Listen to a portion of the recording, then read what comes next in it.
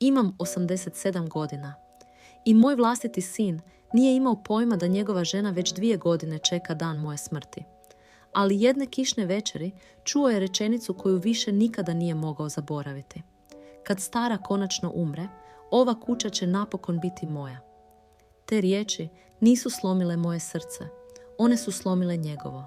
Ako vas diraju priče o obitelji, izdaji, ljubavi i dostojanstvu u starosti, pretplatite se na kanal, ostavite like i podijelite ovu priču. Možda će baš nekome otvoriti oči dok još nije prekasno. Zovem se Milena Kovačić.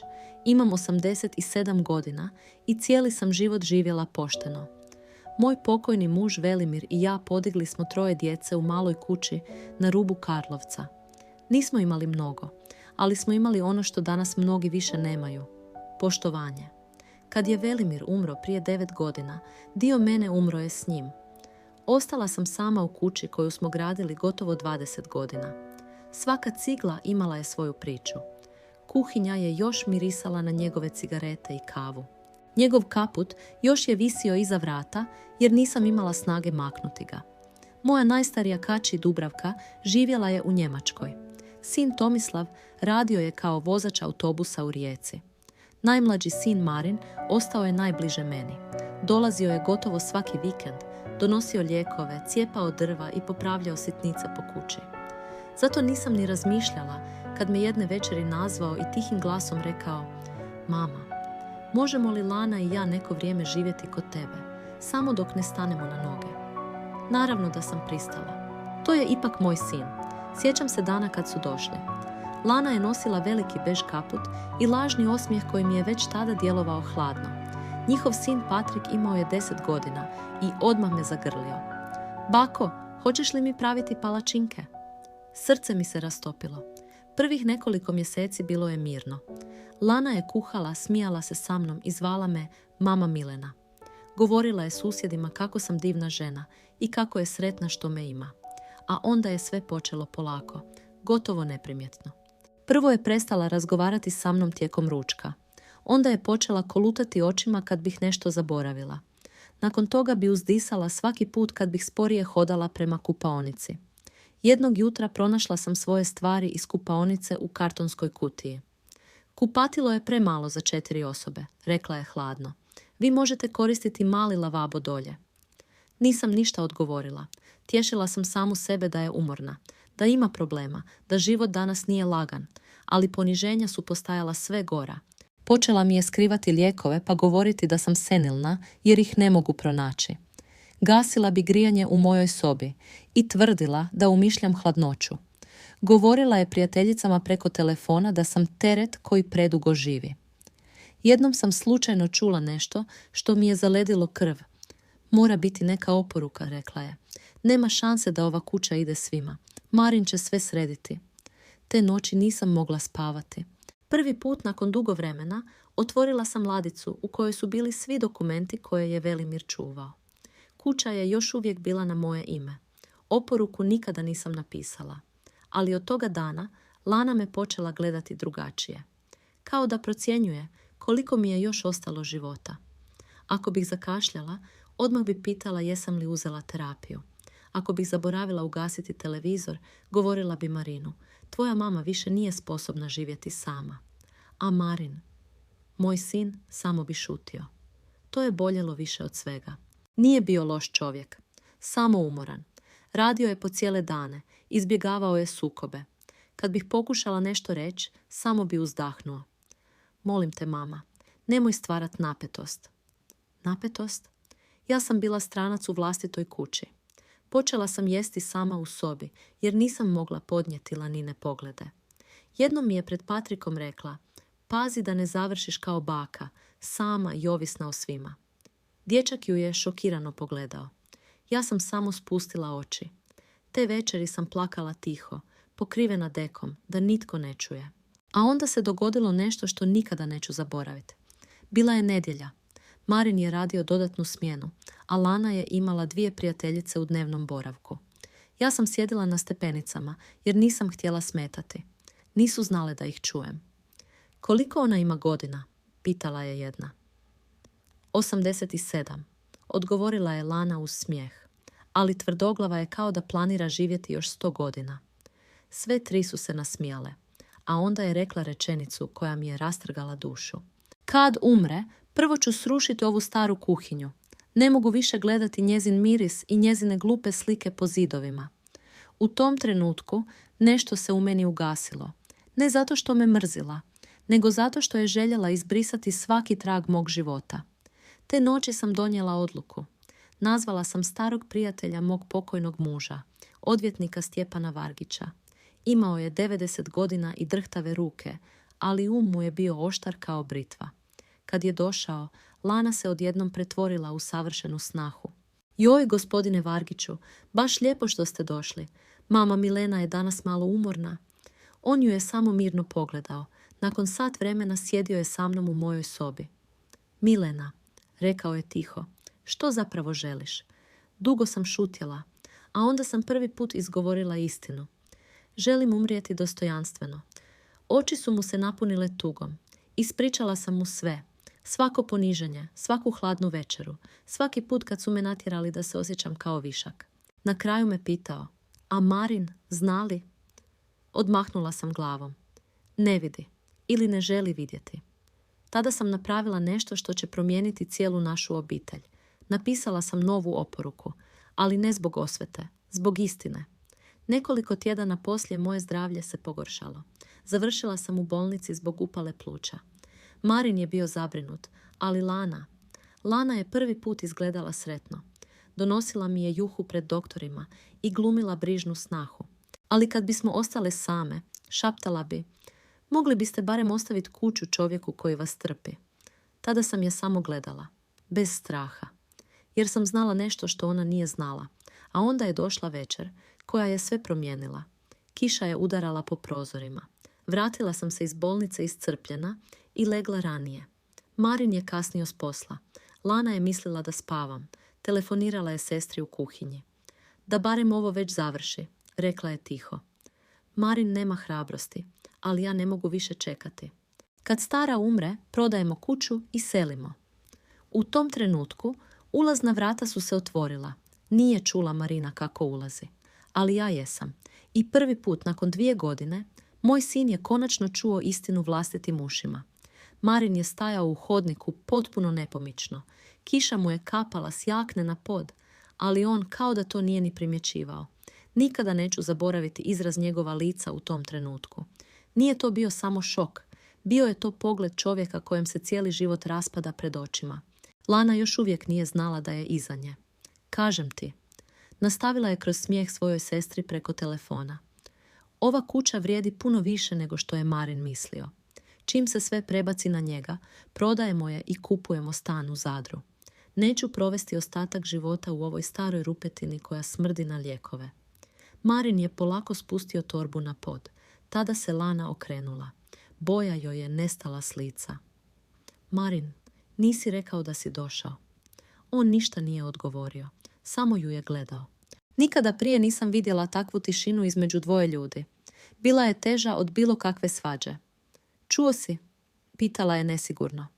Marin je skinuo mokru jaknu, objesio je na vješalicu i tihim glasom rekao, koliko dugo? Lana je trepnula. Molim? Koliko dugo mrziš moju majku? Ruke su joj počele drhtati. Nije to tako. A kako je onda? Njegov glas bio je miran, ali upravo je to bilo zastrašujuće. Marin nikada nije vikao. Kad bi se naljutio, postao bi tih. A ta tišina uvijek je značila da je dosegnuo granicu. Ja sam sjedila u svojoj sobi, iza poluotvorenih vrata, i srce mi je tuklo toliko snažno da sam mislila da ću se onesvijestiti. Lana je pokušala glumiti žrtvu. Ti ne razumiješ koliko je teško živjeti ovdje. Sve se vrti oko nje. Sve mora biti po njezinom. Marin se gorko nasmijao. Po njezinom mama jede sama u sobi. Lana je prekrižila ruke. Sama je to izabrala. Ne, ti si je natjerala. Tišina. Osjetila sam kako mi se oči pune suzama. Prvi put nakon dugo vremena, moj sin me vidio. Lana je odmahnula glavom. Opet dramatiziraš. A onda je Marin rekao nešto što me potpuno slomilo. Dramatizirao sam ja. 2 godine. Pravdao sam svaki tvoj pogled, svaku ružnu riječ, svako poniženje koje sam vidio i ignorirao. Znaš li zašto? Lana nije odgovorila. Jer nisam želio vjerovati da sam doveo nekoga tko može mrziti staru ženu koja joj je otvorila vrata svog doma. Njegove riječi odzvanjale su kućom. Prvi put sam čula bol u glasu svog sina. Lana je tada promijenila izraz lica. Postala je hladna. Dobro, rekla je. Želiš istinu? Da, umorna sam. Umorna od toga da živim kao podstanar dok čekamo što će biti s kućom. Marin ju je gledao u nevjerici. Znači, ipak je riječ o kući. Ne pravi se svetac, povikala je. I ti si računao na ovu kuću. Te riječi pogodile su i mene i njega. Marin je napravio korak unatrag, kao da ga je netko udario. Kako možeš tako nešto reći? Jer je istina, viknula je. Godinama radiš, nemaš ništa svoje, a tvoja majka živi sama u kući koja propada. Ja sam tada tiho zatvorila vrata svoje sobe. Nisam više mogla slušati. Sjedila sam na krevetu i gledala fotografiju Velimira koju sam držala na noćnom ormariću. Vidiš li ovo? Šapnula sam kroz suze. Naš sin se izgubio. Ali nekoliko minuta kasnije začulo se tiho kucanje. Marin. Kad je ušao, izgledao je starije nego ikada prije. Kao da je u jednoj večeri ostario 10 godina. Sjeo je pokraj mene i dugo ništa nije govorio, a onda je tiho pitao. Mama, je li istina? Nisam se pravila da ne razumijem. Što točno? Da te Lana ponižava. Spustila sam pogled. U tom trenutku mogla sam lagati. Mogla sam zaštititi svog sina od boli. Mogla sam reći da je sve nesporazum. Ali bila sam umorna od šutnje. Da, odgovorila sam. Vidjela sam kako mu se oči pune suzama. To traje dugo? Kimnula sam. Zašto mi nisi rekla? Nasmiješila sam se tužno.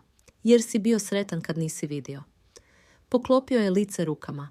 Nikada neću zaboraviti zvuk njegovog tihog jecaja. Moj sin, čovjek od 58 godina, plakao je kao dječak. Mama, oprosti mi. Te dvije riječi bile su teže od svega što sam proživjela. Položila sam ruku na njegovo rame. Nisi ti loš čovjek, Marine. Jesam, rekao je kroz suze, jer sam vidio dovoljno da posumnjam, ali nisam imao hrabrosti suočiti se s istinom. Te noći razgovarali smo satima. Ispričala sam mu sve. Kako mi je Lana skrivala lijekove. Kako mi je govorila da sam teret. Kako bi prevrtala očima svaki put kad bi nešto zaboravila. Kako sam jela sama. Kako sam plakala noćima da nitko ne čuje. Marin je šutio. Ponekad bi samo zatvorio oči kao da ga svaka riječ reže iznutra. A onda sam mu rekla nešto što nije očekivao. Najviše me boljelo kad si šutio. To ga je potpuno slomilo. Ustao je i prišao prozoru. Znaš što je najgore? Rekao je tihim glasom. Mislio sam da štitim mir u kući. Mir bez poštovanja nije miraš, odgovorila sam. Dugo je gledao kišu vani, a onda se okrenuo prema meni. Od sutra se sve mijenja, ali život nikada ne mijenja stvari tako lako. Sljedećih dana kuća je bila puna ledene tišine. Lana gotovo da nije razgovarala sa mnom. Kad bi Marin bio prisutan, glumila bi ljubaznost. Nudila mi čaj, pitala jesam li dobro, čak me zvala mama Milena kao nekad. Ali čim bi on izašao iz prostorije, lice bi joj se promijenilo. Jednog jutra prišla mi je u kuhinji dok je Marin bio na poslu. Jeste li zadovoljni? Pitala je hladno. Pogledala sam je mirno. Ne znam o čemu govoriš. O ovome što radite. Ja ništa ne radim. Približila se stolu. Uništavate moj brak. Te riječi su me zaboljele. Ne zato što su bile istinite, nego zato što sam znala da ona stvarno vjeruje u to. Nisam ga ja uništila, Lana. Onda tko jest? Dugo sam je gledala. Ako čovjek izgubi poštovanje prema starijima, sam uništi sve dobro u sebi. Nasmijala se podrugljivo. To su priče za stare ljude. Možda bih nekada šutjela, ali više nisam bila ona ista Milena. Tvoje srce je gladnije od tvog života, rekla sam tiho, i zato nikada nećeš biti sretna. Lice joj se ukočilo. Tada je prvi put pokazala pravi bijes. Vi mislite da ste žrtva? Cijeli život manipulirate svojom djecom. Sve vrtite oko sebe i te proklete kuće. U tom trenutku u kuhinju je ušao Patrik. I čuo sve. Patrik je stajao na vratima kuhinje blijed poput zida. U rukama je držao školsku bilježnicu, a oči su mu bile pune straha. Imao je tek 12 godina, ali djeca uvijek osjete istinu prije odraslih. Mama, prošaptao je. Lana se odmah okrenula. Nije pristojno prisluškivati. Ali dječak nije gledao nju.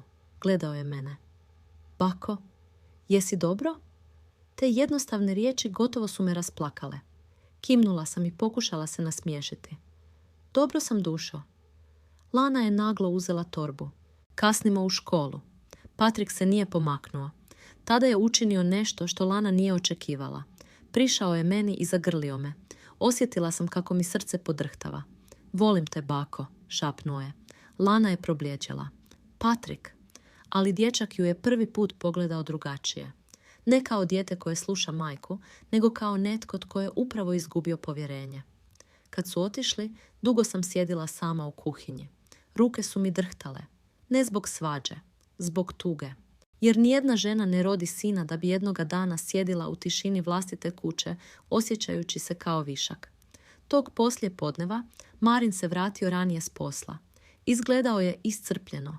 Oči su mu bile crvene, kao da nije spavao. Mama, rekao je tiho, možemo prošetati malo? Bilo je hladno, ali pristala sam.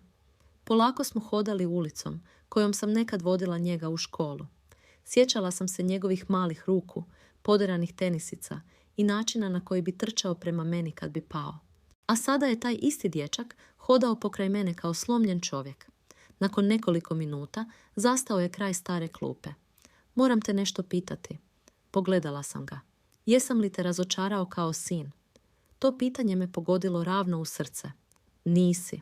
Jesam, rekao je odmah. I nemoj me štedjeti. Duboko sam udahnula. Razočarala me tvoja šutnja, ali ne tvoje srce. Spustio je pogled. Znaš što je najgore? Sjećam se trenutaka kad sam vidio da nešto nije u redu. Samo nisam htio vjerovati. Sjeli smo na klupu.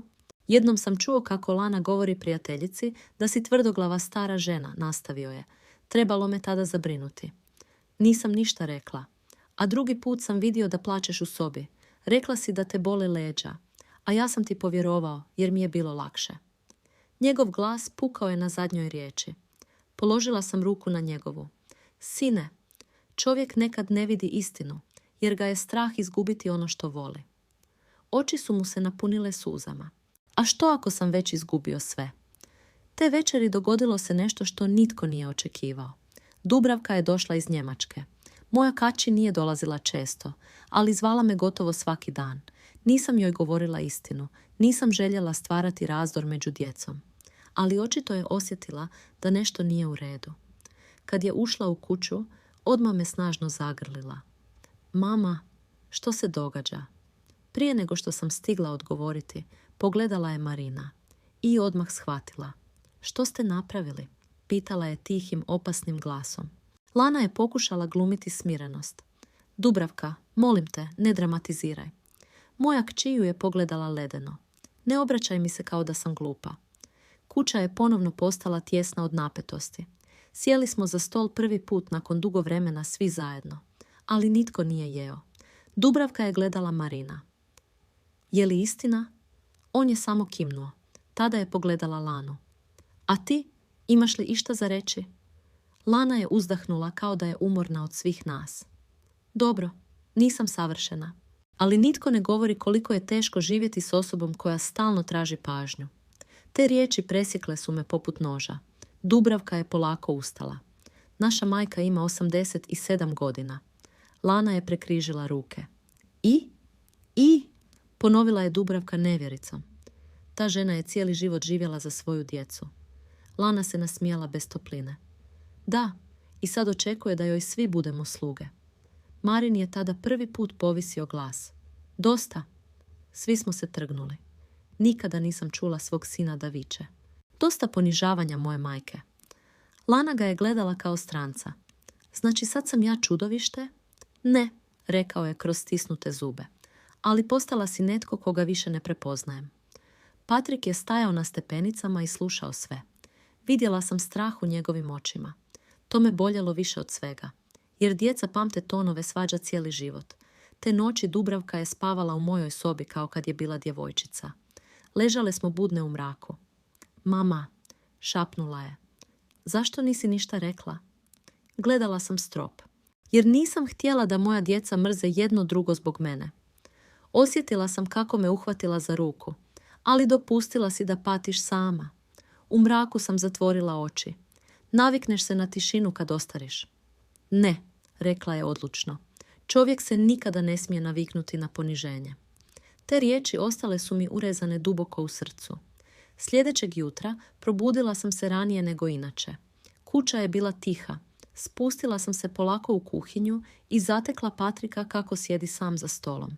Bako, nisi u školi? Slegnuo je ramenima. Mama i tata se svađaju. Sjela sam kraj njega. Dugo je šutio, a onda tiho rekao, mama kaže da ćeš nas sve ostaviti bez kuće.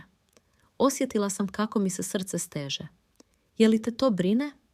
Kimnuo je. Pogladila sam ga po kosi. Slušaj me pažljivo, Patrik. Kuća nikada nije važnija od ljudi koji žive u njoj. Pogledao me svojim velikim očima. Onda zašto se svi svađaju? Na to pitanje nisam imala odgovor. U tom trenutku začula su se vrata. Lana. Izgledala je iscrpljeno i bijesno u isto vrijeme. Patrik, idi gore. Dječak je ustao, ali prije odlaska me ponovno zagrlio. Kad smo ostale same, Lana je prišla stolu. Ovo više ne može ovako. Pogledala sam je mirno. U pravu si. Na trenutak je izgledala zbunjeno. A onda sam izgovorila rečenicu koja joj je potpuno promijenila lice. Vrijeme je da svi saznaju što piše u mojoj oporuci. Lana je problijeđela toliko brzo da sam prvi put jasno vidjela strah u njezinim očima. Kakvoj oporuci? Pitala je pokušavajući zvučati smireno. Polako sam ustala od stola oslanjajući se na štap. Onoj zbog koje si zaboravila da sam čovjek. Nije odgovorila. Samo me gledala ukočeno, kao da pokušava procijeniti blefiram li. Ali nisam više bila žena koja šuti da bi sačuvala mir. Godine poniženja pretvorile su moj strah u umor, a umoran čovjek više nema što izgubiti. Toga dana Marin nije otišao na posao. Čula sam kako razgovara telefonom u dvorištu. Glas mu je bio težak. Dubravka je sjedila pokraj mene u dnevnom boravku i plela kao nekada moja majka. Nije puno govorila, ali njezina prisutnost vraćala mi je osjećaj sigurnosti koji dugo nisam osjećala. Kuća je bila tiha sve dok se oko podneva nisu otvorila ulazna vrata. Ušao je Stjepan Vargić. Njegovo staro sivo odjelo mirisalo je na kišu i stare knjige. U ruci je nosio tamnu kožnu aktovku koju sam odmah prepoznala. Lana je zastala nasred hodnika. Zašto je odvjetnik ovdje? Nitko joj nije odgovorio. Stjepan je skinuo šešir i prišao meni. Milena. Stjepane. Lagano mi je stisnuo ruku, a onda pogledao ostale. Pretpostavljam da je vrijeme. Marin je zbunjeno gledao između nas. Mama, što se događa? Duboko sam udahnula. Srce mi je tuklo kao ludo. Želim da svi sjednemo. Nitko se nije pomaknuo nekoliko sekundi, a onda su polako sjeli za stol za kojim smo nekad slavili rođendane, Božiće i krštenja. Stol koji je nekad okupljao obitelj sada je izgledao kao mjesto presude. Patrik je sišao niz stepenice i sjeo pokraj oca. Bio je tih, ozbiljan, premlad za sve ovo. Stjepan je otvorio aktovku i izvadio dokumente. Lana je gutala knedlu. Milena je prije nekoliko mjeseci sastavila novu oporuku. Rekao je mirno. Tišina. Čula sam sat na zidu glasnije nego ikada prije. Marin me pogledao iznenađeno. Mama, nisi mi rekla? Nisam. Zašto? Jer nisam znala kome mogu vjerovati, pomislila sam. Ali nisam to izgovorila. Stjepan je nastavio. Milena je željela da svi prisustvuju čitanju dok je još živa. Lana je pokušala prikriti nervozu. To je malo neobično. Stjepan ju je kratko pogledao. Ponekad ljudi žele vidjeti prava lica prije nego što odu. Osjetila sam kako Lana steže vilicu. A onda je Stjepan počeo čitati. Prvo je spomenuo moju ušteđevinu. Nije bila velika. Podijelila sam je jednako između svoje djece i unuka. Nitko nije reagirao. Ali onda je došao dio o kući. Obiteljska kuća u Karlovcu ostaje u vlasništvu Milene Kovačić do kraja njezina života. Nakon njezine smrti kuća neće biti prodana, niti pripasti pojedinačno jednoj osobi. Lana se ukočila. Stjepan je nastavio čitati. Kuća će biti pretvorena u dom za privremeni boravak starijih žena koje su ostale bez obitelji ili doma. U prostoriji je nastao muk. Lana je naglo ustala. Molim? Glas joj je pukao od šoka. Marin ju je gledao potpuno nijem. Dubravka je spustila pletivo i prvi put se blago nasmiješila. Ja sam samo mirno sjedila. Stjepan je nastavio. Milena Kovačić ostavlja kuću zakladi koja će nositi ime njezina pokojnog supruga Velimira Kovačića. Lana je probljedjela. To nije moguće. Vrlo je moguće, odgovorio je Stjepan mirno. Dokument je potpuno legalan. Ona nije bila pri zdravoj pameti kad je to potpisala. Te riječi odjeknule su kućom. Patrik je šokirano pogledao majku, a Marin je polako ustao. Dosta. Lana se okrenula prema njemu. Ne razumiješ što ovo znači? Razumijem savršeno. Mi nemamo ništa. On ju je gledao nekoliko sekundi u tišini, a onda je izgovorio rečenicu koju nikada neću zaboraviti. Ne, Lana, ti nemaš ono što si očekivala. Lice joj je postalo crveno od bijesa. Znači, biraš njih protiv mene? Marin je zatvorio oči na trenutak. Nikada nije trebalo biti protiv ikoga. A ipak jest. Počela je hodati po kuhinji nervozno. Godinama sam se mučila u ovoj kući. Godinama. Prvi put sam osjetila da iza njezina bijesa stoji nešto dublje, nešto mračno i prazno. Toliko si mrzila ovu kuću, rekla sam tiho, ali si ipak planirala život oko nje. Pogledala me oštro. Vi ništa ne znate o mom životu. Možda je bila u pravu. Možda nikada nisam stvarno pokušala razumjeti njezinu gorčinu, ali nijedna bol ne daje čovjeku pravo da drugoga ponižava. Lana je tada pogledala Marina. Reci nešto. On je dugo šutio. A onda je rekao, moja majka je cijeli život stvarala dom, a mi smo ga pretvorili u mjesto gdje se bojala sići na večeru. Te riječi pogodile su svakoga u prostoriji. Vidjela sam kako Patrik spušta glavu. Lana je drhtala od bijesa. Dakle, gotovo je? Marin ju je pogledao umorno. Ne znam. Po prvi put u njezinim očima pojavio se strah od gubitka. Pravi strah. Ne zbog kuće. Zbog njega. Te večeri nitko nije večerao. Dubravka je otišla rano spavati, Patrik se zaključao u sobu, a Stjepan je otišao nakon što mi je poljubio ruku. Kad smo ostali sami, Marin je sjedio za kuhinskim stolom u mraku. Prišla sam mu polako. Ne moraš birati između majke i žene, rekla sam tiho. Podigao je pogled prema meni. Ali moram birati između istine i laži. Sjedila sam kraj njega. Prvi put nakon mnogo godina izgledao je opet kao moj dječak.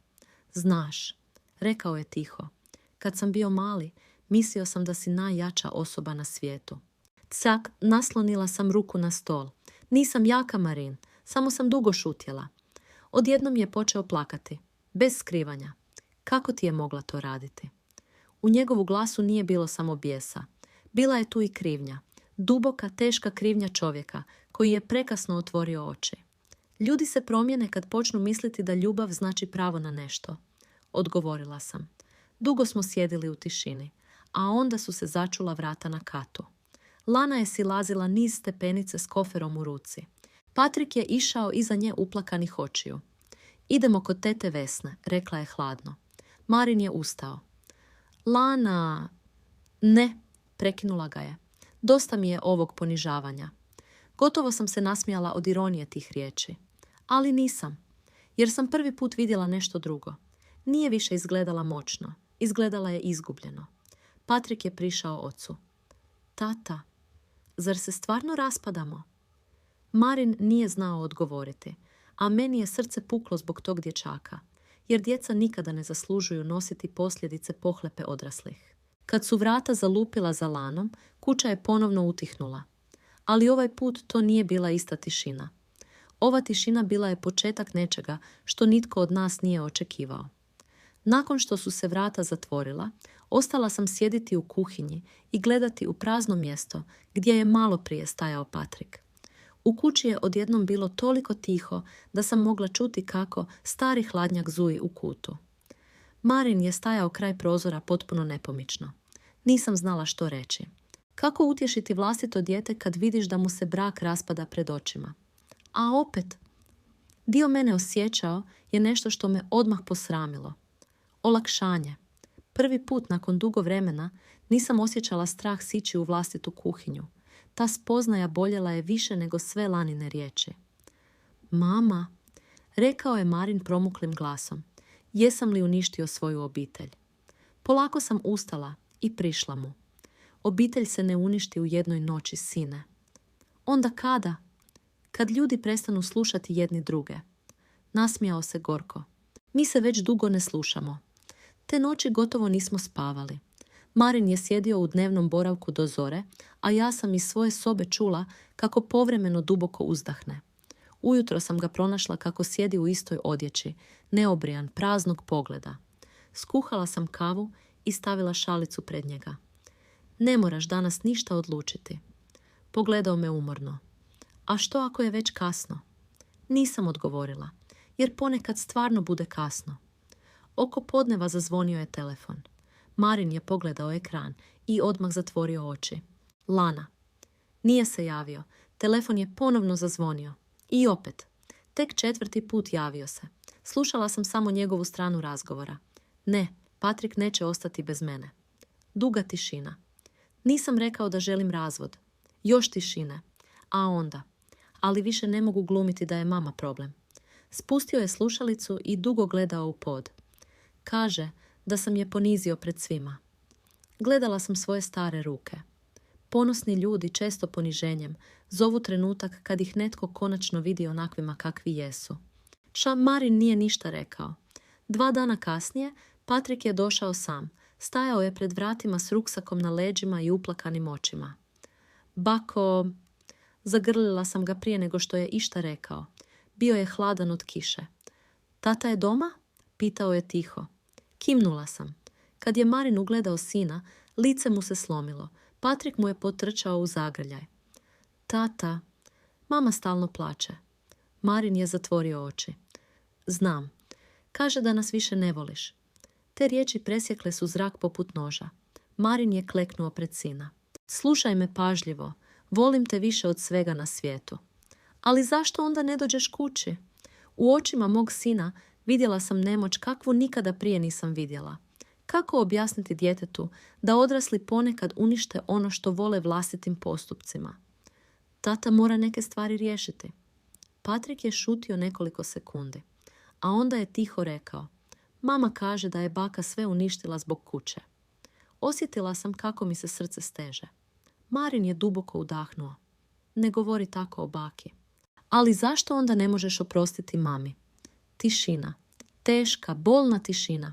Patrik je počeo plakati. Ne želim da se rastanete. U tom trenutku nisam više mogla izdržati. Prišla sam i zagrlila obojicu. 3 generacije sjedile su na podu dnevnog boravka i plakale. I tada sam shvatila nešto strašno. Pohlepa nikada ne uništava samo odnose između odraslih. Najdublje rane uvijek ostanu djeci. Kasnije tog dana Dubravka me odvela u šetnju. Previše se opterećuješ, rekla je. Ne mogu drugčije. Pogledala me ozbiljno. Mama, ovo nije tvoja krivnja. Ali starim ljudima je teško povjerovati u to. Cijeli život nosimo odgovornost za sve. Za djecu, za brakove, za mir u kući, za svaku pukotinu među ljudima koje volimo. Kad smo se vratile kući, pred vratima je stajala Lana. Izgledala je potpuno drugačije nego prije nekoliko dana. Nije više bilo hladne sigurnosti u njezinim očima. Samo umor i strah. Moram razgovarati s Marinom, rekla je. Dubravka je odmah htjela nešto reći, ali podigla sam ruku. Neka uđe. Lana je ušla polako, gotovo nesigurno. Kad je ugledala mene, na trenutak je spustila pogled. Prvi put. Marin je sišao niz stepenice i zastao.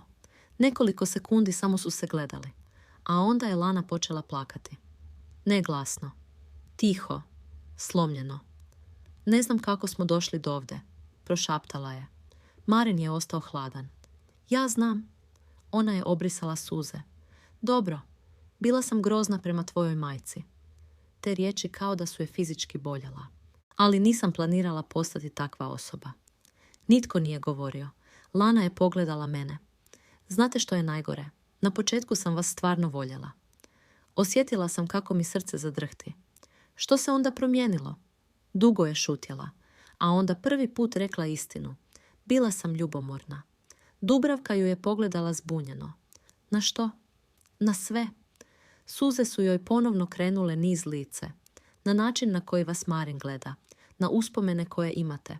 Na ovu kuću koja njemu znači više nego bilo koje mjesto sa mnom. Marin je odmahnuo glavom. To nema smisla. Ima, povikala je. Cijeli život sam se osjećala kao netko tko mora zaslužiti ljubav. A ovdje sam stalno osjećala da nikada neću biti dovoljno važna. Te riječi ispunile su prostoriju teškom tugom. Prvi put nisam gledala Lanu kao neprijatelja. Vidjela sam ranjenu ženu koja je dopustila da je gorčina pretvori u nešto ružno. Ali bol ne briše posljedice. To ti nije dalo pravo da me ponižavaš, rekla sam tiho. Spustila je glavu. Znam. Marin je dugo šutio.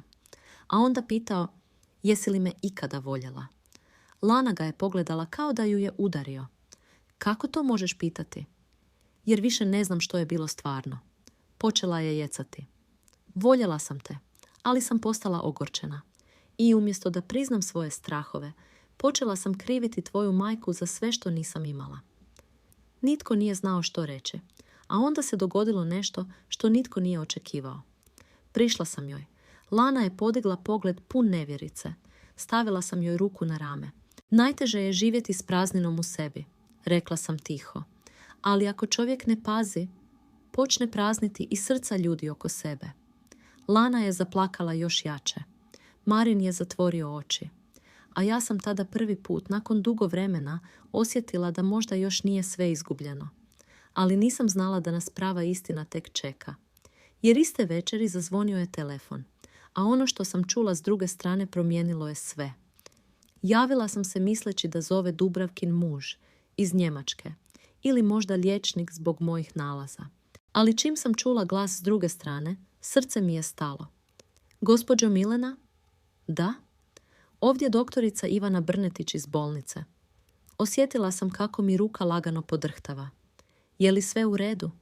S druge strane nastala je kratka tišina. Trebali bismo razgovarati o vašim posljednjim nalazima. Znala sam. Prije nego što je išta izgovorila, znala sam. U mojim godinama čovjek nauči prepoznati ton kojim liječnici skrivaju loše vijesti. Koliko je ozbiljno? Pitala sam mirno. Doktorica je govorila pažljivo, nježno, ali čula sam samo jednu rečenicu. Bolest je uznapredovala. Nakon toga riječi su mi prolazile kroz glavu kao magla. Terapije, godine, oprez, mir, kontrole, mir. Kako čudna riječ kad znaš da vrijeme polako istječe. Kad sam spustila slušalicu, dugo sam sjedila nepomično. Lana i Marin još su bili u dnevnom boravku. Čula sam njihove tihe glasove, umorne od svađa i suza, a ja sam odjednom osjetila samo jednu stvar. Neizmjernu tugu što možda više neću imati vremena popraviti ono što se raspalo među nama. Dubravka je odmah primijetila da nešto nije u redu. Mama? Pogledala sam je i pokušala se nasmiješiti. Doktorica je zvala. Lice joj je probljeđelo. Mama! Odmahnula sam glavom. Nemoj još ništa govoriti. Ali djeca uvijek osjete istinu. Marin je ušao u kuhinju i čim me pogledao znao je. Što je bilo? Teško sam progutala knedlu.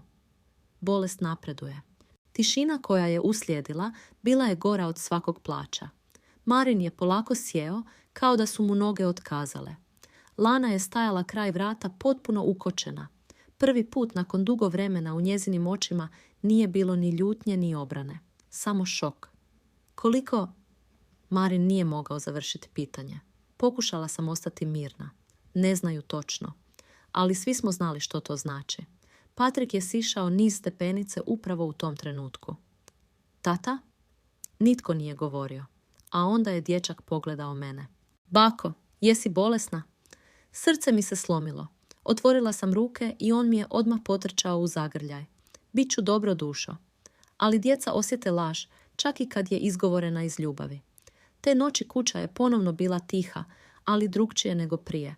Nije to više bila hladna tišina puna zamjeranja. Bila je to tišina ljudi koji su se prvi put suočili s činjenicom da vrijeme nije beskonačno. Kasnije sam čula Marina i Lanu kako razgovaraju u kuhinji. Nisam željela prisluškivati. Ali starost donese lagan san i teško srce. Kako smo dopustili da dođe do ovoga? Šapnula je Lana kroz suze. Marin dugo nije odgovorio, a onda je rekao: mama je bila sama usred vlastite obitelji. Čula sam kako Lana jeca. Ja nisam čudovište.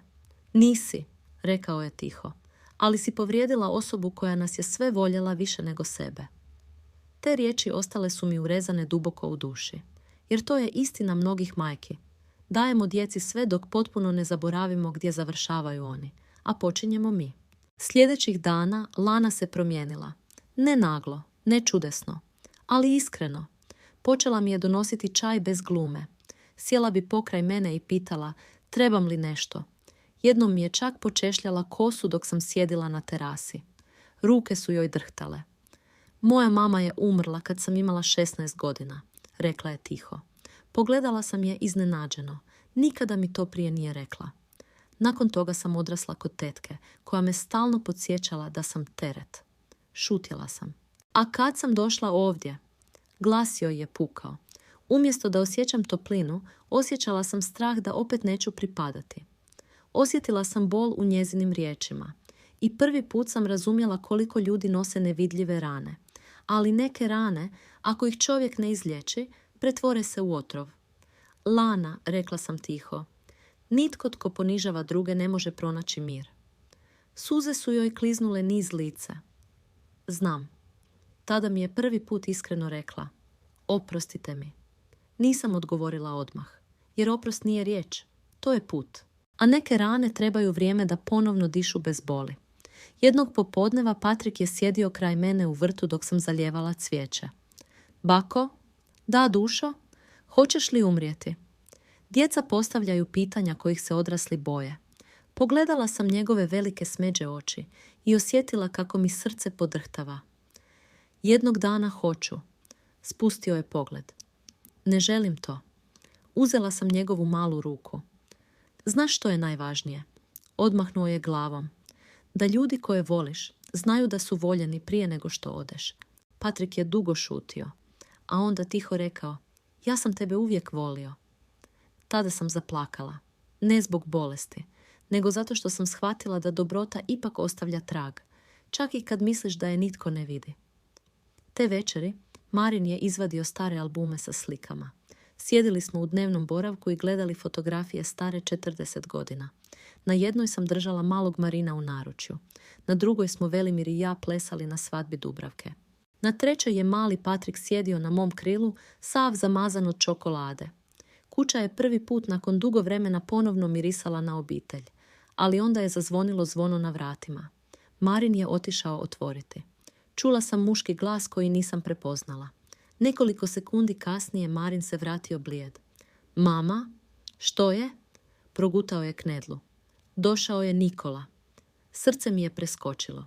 Nikola, moj najmlađi sin, čovjek kojeg nisam vidjela gotovo 8 godina.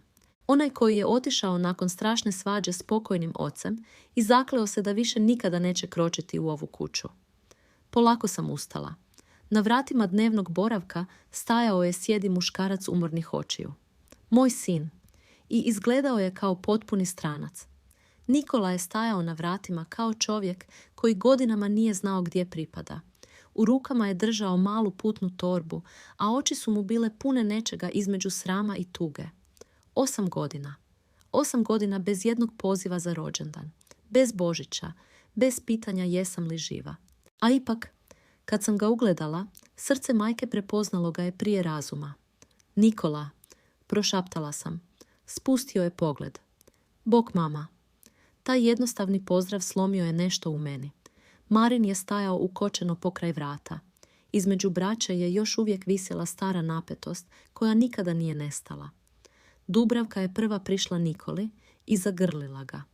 Budalo jedna, rekla je kroz suze. Gdje si bio toliko dugo? On se slabo nasmiješio. Nisam znao kako se vratiti. To je istina mnogih ljudi koji pobjegnu od obitelji. Ne vrate se ne zato što ne žele, nego zato što ih je sram koliko su dugo bili odsutni. Pogledala sam ga pažljivo. Bio je mršaviji nego prije. Bore oko očiju bile su duboke.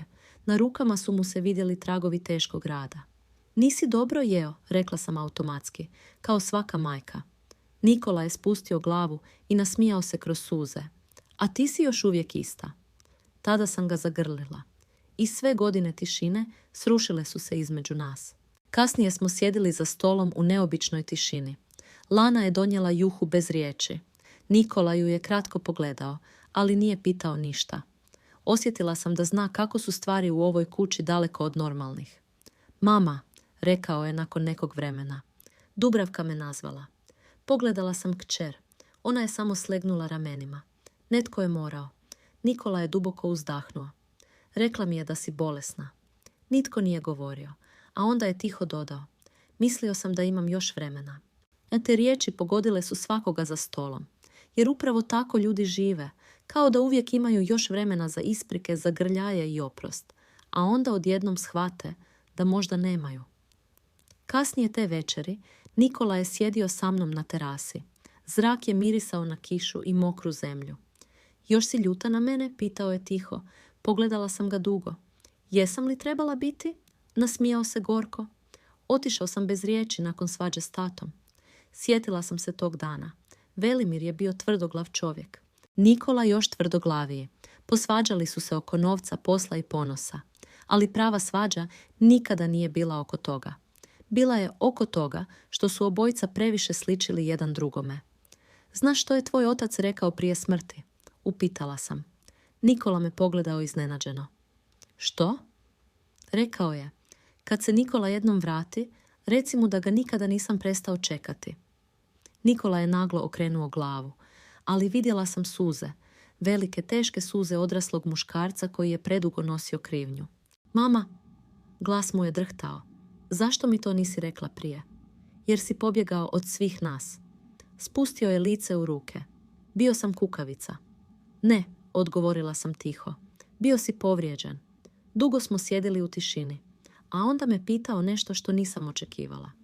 Je li istina ovo za kuću? Znala sam da je čuo. Kimnula sam. Nakon mene bit će dom za stare žene. Nikola se nasmiješio kroz suze. Tata bi bio ponosan na to. Te riječi ugrijale su mi srce više od svega. Jer Velimir je uvijek govorio da čovjek vrijedi samo onoliko koliko dobra ostavi iza sebe. Sljedećih dana kuća se čudno promijenila. Ne savršeno, ne bez boli, ali kao da su svi prvi put počeli govoriti istinu. Nikola i Marin dugo su razgovarali u garaži. Čula sam povremeno povišene glasove, pa tišinu, pa smijeh kroz suze. Kasnije mi je Marin priznao, falio mi je više nego što sam želio priznati. Lana je bila tiša nego ikad. Često bi me promatrala kao da pokušava razumjeti nešto što prije nije vidjela. Jednog jutra pronašla sam je kako briše prašinu s Velimirove stare slike u hodniku. Nisi je morala čistiti, rekla sam. Pogledala me posramljeno. Znam. A onda tiho dodala.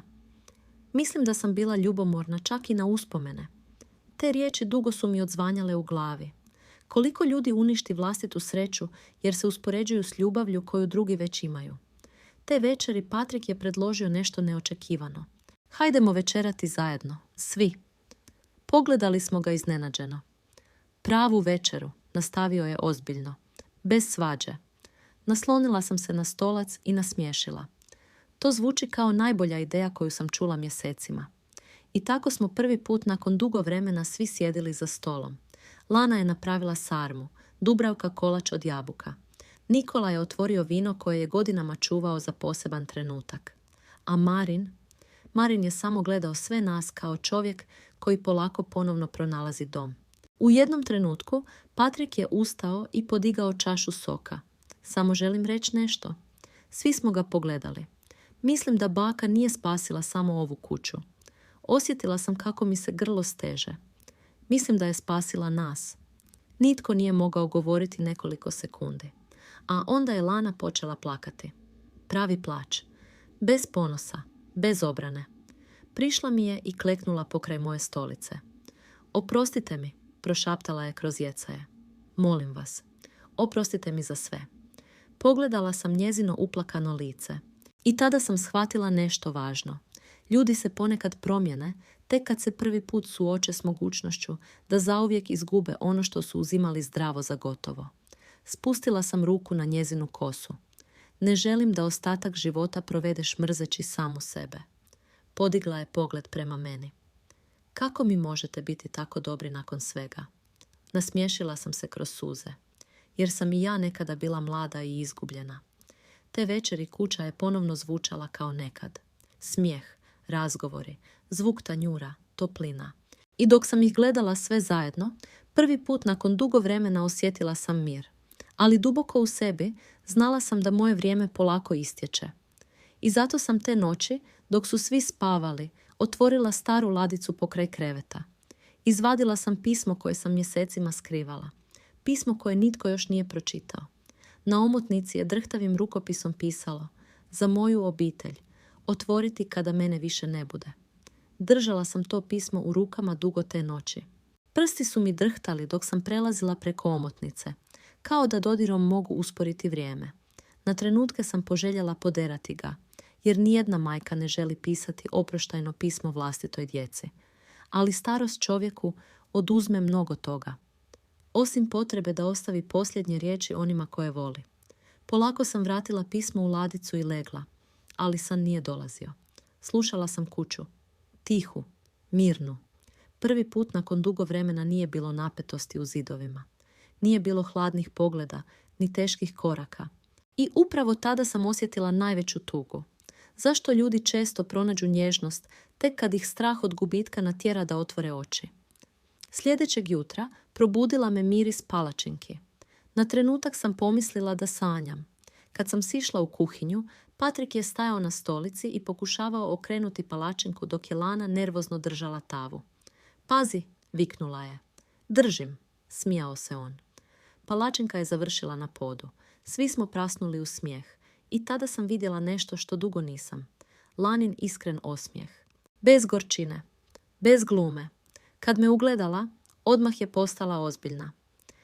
Milena, sjest ćete, ja ću donijeti doručak. Prije bi me taj nagli ton možda povrijedio, ali sada sam u njemu čula brigu. Malu, nespretnu, ali stvarnu. Nakon doručka Nikola je izašao u dvorište popravljati staru ogradu s Marinom. Gledala sam ih kroz prozor i srce mi je bilo puno. Moji sinovi. Zajedno. Nakon toliko godina. Dubravka je sjedila kraj mene i tiho rekla: znaš da si ih ponovno spojila? Odmahnula sam glavom. Ne, život ih je spojio. Ja sam ih samo prestala štititi od istine. Dubravka me pogledala ozbiljno. Mama, jesi li sretna? To pitanje me iznenadilo. Jer žene moje generacije rijetko su se pitale jesu li sretne. Pitali smo se jesu li djeca sita, jesu li računi plaćeni, ima li dovoljno drva za zimu. Ali sreća, to je uvijek bilo nešto što dolazi posljednje.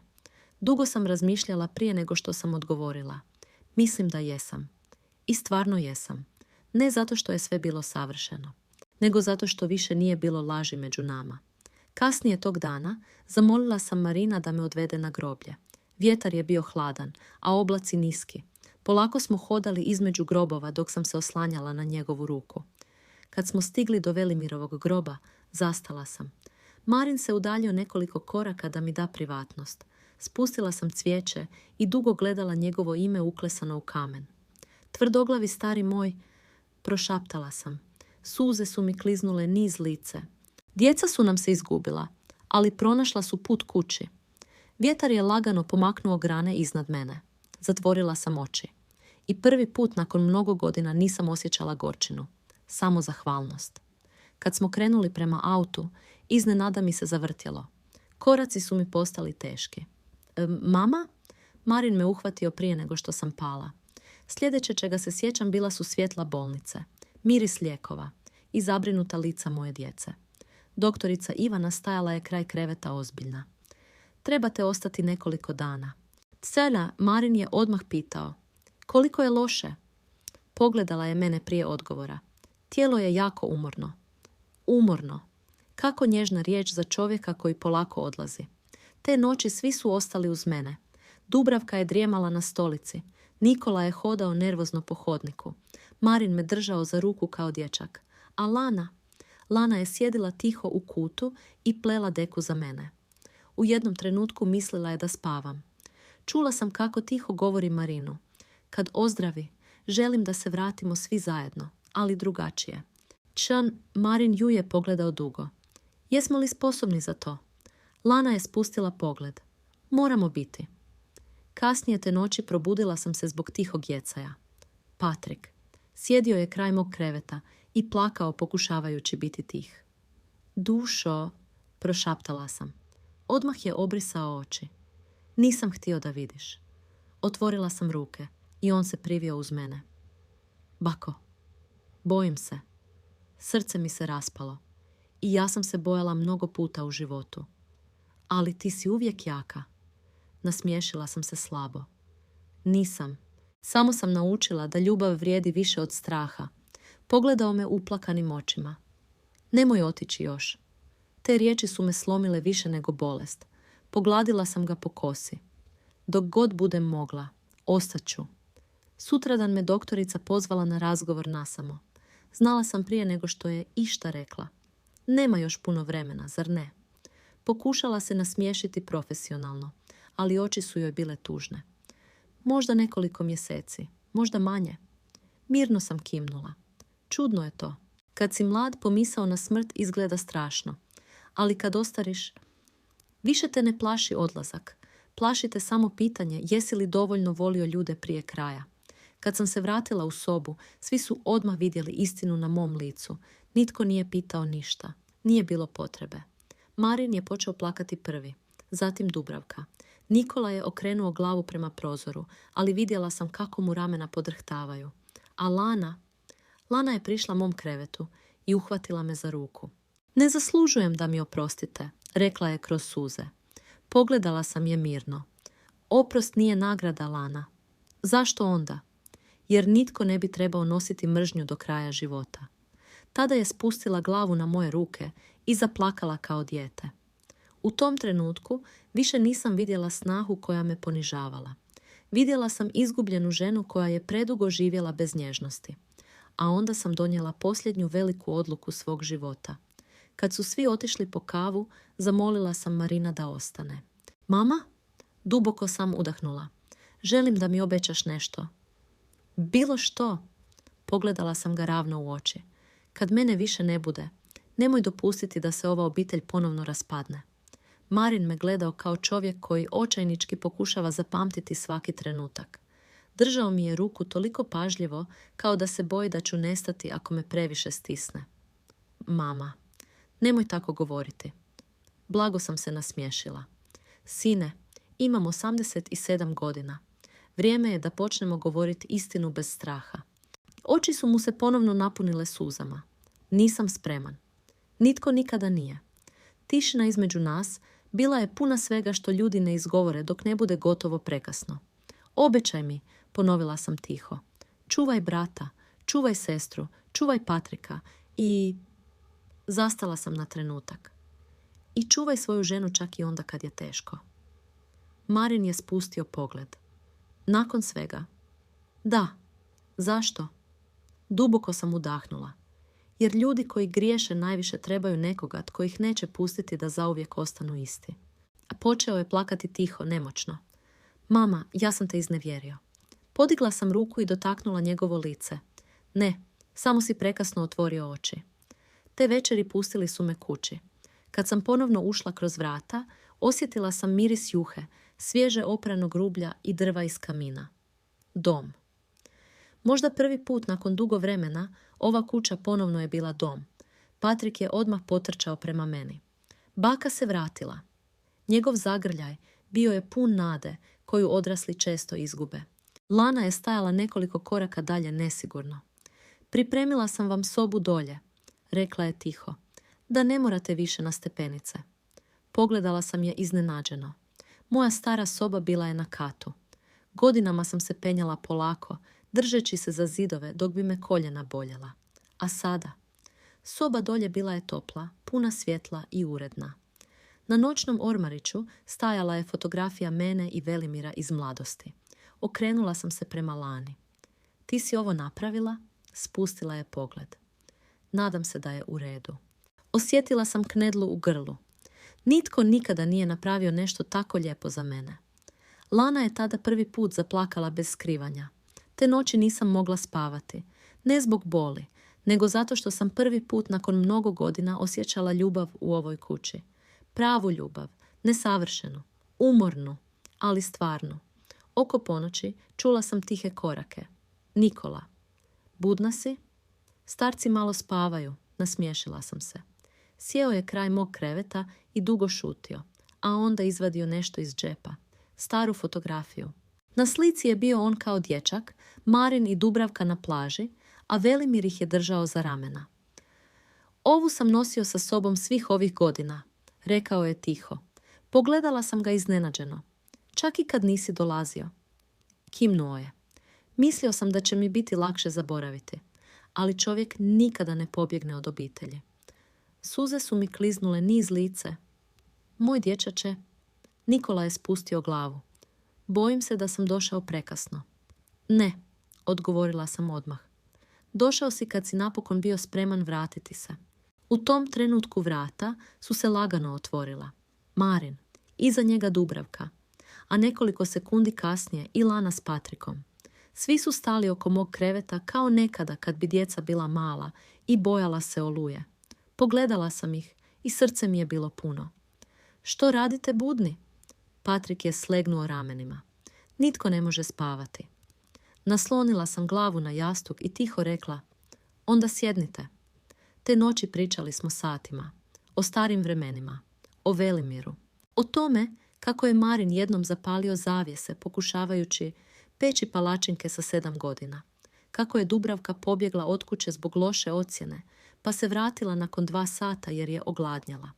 Kako je mali Nikola spavao sa žabom u džepu pidžame jer ju je htio spasiti od samoće.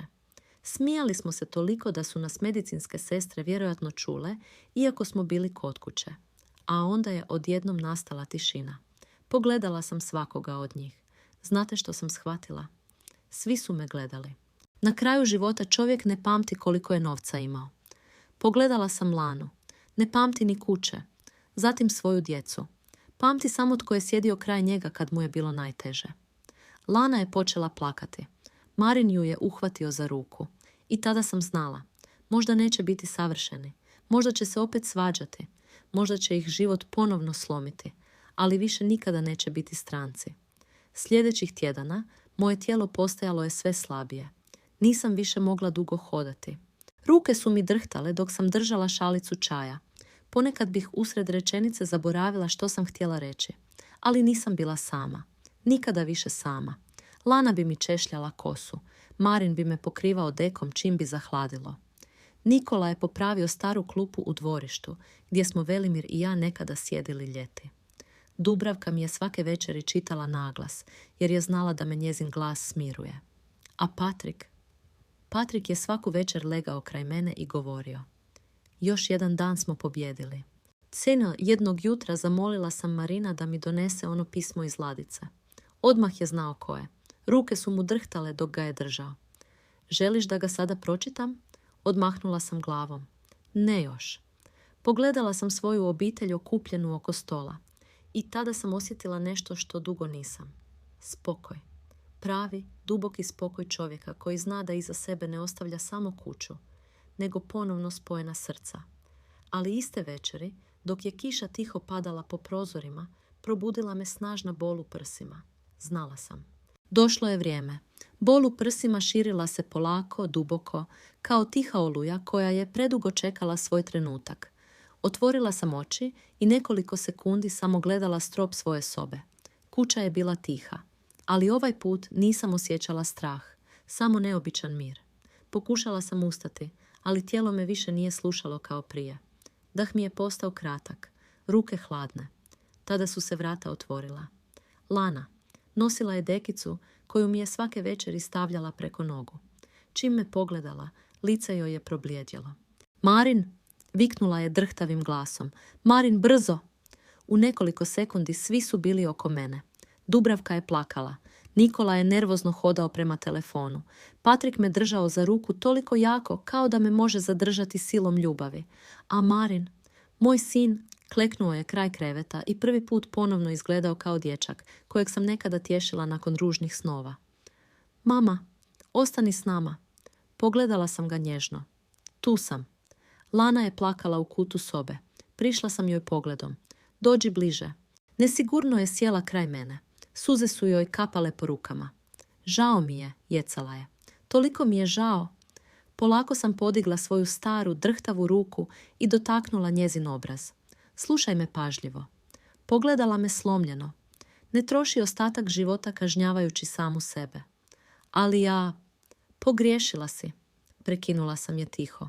Kao i svi mi. U sobi je vladala potpuna tišina, a onda sam pogledala svu svoju djecu. Obećajte mi nešto. Marin je odmah kimnuo kroz suze. Bilo što, pteža.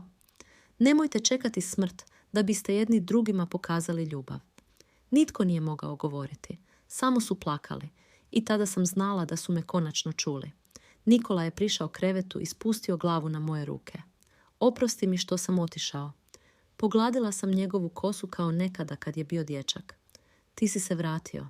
To je dovoljno. Dubravka je jecala tiho. Mama, što ćemo bez tebe? Nasmiješila sam se kroz suze. Voljet ćete se. Tako ću ostati ovdje. A onda sam pogledala Patrika. Moj mali dječak. Već veći nego što sam željela priznati. Dođi baki. Odmah se privio uz mene. Bojim se, šapnuo je. Znam. Ne želim da odeš. Poljubila sam ga u čelo. Kad god budeš radio nešto dobro u životu, dio mene bit će uz tebe. Počeo je plakati jače. I tada sam osjetila kako mi dah postaje sve plići. Marin je drhtao. Zovite hitnu. Ali uhvatila sam ga za ruku. Ne. Mama, pusti me da odem kod tvog oca. Te riječi slomile su ih sve, ali mene su smirile. Jer nakon toliko godina više nisam osjećala tugu zbog odlaska. Samo zahvalnost što nisam otišla sama. Vanjski vjetar lagano je udarao po prozorima. Negdje u daljini pas je zalajao, a ja sam posljednji put pogledala svoju obitelj. Moju djecu, moju snahu, mog unuka. Sve te slomljene ljude koji su ponovno pronašli jedni druge. I tada sam tiho prošaptala. Dom nikada nije kuća. Dom su ljudi koji ostanu uz tebe kad postaneš slab. To su bile moje posljednje riječi. A onda je sve utihnulo. Ne znam koliko je vremena prošlo poslije. Ali Dubravka mi je jednom rekla da je u trenutku kad sam otišla cijela kuća postala nestvarno tiha. Kao da je čak i vrijeme zastalo. Moj sprovod bio je 3 dana kasnije. Padala je lagana kiša. Stari susjedi dolazili su jedan po jedan pričajući priče o meni koje moja djeca nikada nisu čula. Kako sam nekome kuhala juhu kad je bio bolestan. Kako sam posuđivala novac bez pitanja. Kako sam svake zime ostavljala hranu pred vratima jedne usamljene udovice. Marin je tada prvi put shvatio nešto važno. Da čovjekov život nikada ne stane u jednu obitelj. Ostane u tragovima dobrote koje ostavi iza sebe. Kad su se svi razišli, moja obitelj ostala je sama kraj groba. Lana je stajala nekoliko koraka iza svih. U rukama je držala bijelu ružu. Polako je prišla i spustila je na moj grob, a onda kroz suze rekla: Hvala vam što ste me naučili što znači biti obitelj. Marin ju je zagrlio. I ovaj put ona nije uzmaknula. Nekoliko mjeseci kasnije kuća se promijenila, ali ne onako kako je Lana nekada planirala. Nitko nije srušio kuhinju. Nitko nije skinuo moje slike sa zidova. Moja soba ostala je ista još dugo. A onda je jednog proljeća otvoren mali dom za starije žene koje nisu imale kamo otići. Na ulazu je stajala drvena ploča. Dom Velimir i Milena Kovačić. Prva žena koja je tamo došla zvala se Anica. Imala je 82 godine i sina koji je godinama nije posjetio. Kad je prvi put sjela za naš stari kuhinski stol, Lana joj je donijela toplu juhu i rekla: Ovdje nitko neće jesti sam. Marin je tada zaplakao, jer je znao. To sam bila ja. Dio mene živio je u svakom toplom tanjuru, svakoj zagrljenoj starici. i svakom trenutku kada netko nije bio ostavljen sam. A Patrick? Godinama kasnije napisao je školski sastav o meni. Na kraju je napisao jednu rečenicu koju je njegova majka čuvala uokvirenu na zidu. Moja baka nije ostavila bogatstvo. Ostavila je ljude koji su ponovno naučili voljeti. I možda je upravo to najveće nasljedstvo koje čovjek može ostaviti iza sebe.